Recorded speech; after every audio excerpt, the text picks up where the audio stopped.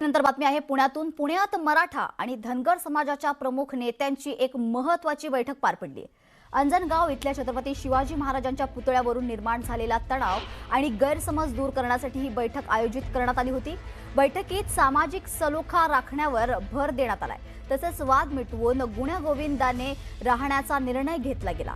मराठा आणि धनगर हे दोन्ही समाज एकमेकांच्या विरोधात नसून एकत्र राहून सामाजिक समन्वय साधण्यावर भर देणार असल्याचं स्पष्ट करण्यात आलंय। परवानग्या घेऊन पुतळे बसवावेत किंवा रात्रीतून पुतळे बसवण्यापेक्षा दिवसा पुतळे बसवून महाराजांसाठी केसेस सुद्धा घ्यायची तयारी ठेवावी शिवभक्तांनी, हे मी महाराष्ट्रातल्या शिवभक्तांना विनंती करतो।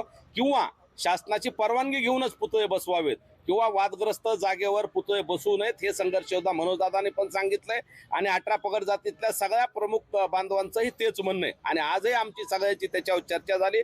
विष्णुभाऊनी इथं मराठा, धनगर आणि ओबीसी समाजातल्या ज्या जाती आहेत किंवा ज्यात मराठा आणि ओबीसी, मराठा आणि धनगर ज्यांना वाद लावायचा आहे त्यांना इशारा देण्यासाठी आणि आम्ही सगळे एक आहोत हे दाखवण्यासाठी आज आम्ही इथं एकत्र आलेलो आहोत। हा वाद मिटला पाहिजे।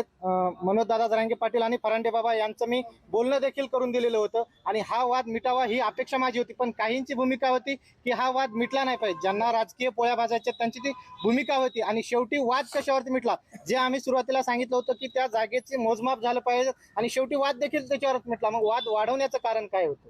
तर हा माझ्या समाजातील असू द्या किंवा कुठल्याही समाजातील, आज आम्ही 18 पगड जातीच्या इथं एकत्र आलोय। जर माझ्या समाजातला जरी व्यक्ती चुकीत असेल तर त्याला निश्चितपणे आम्ही जागा दाखवू।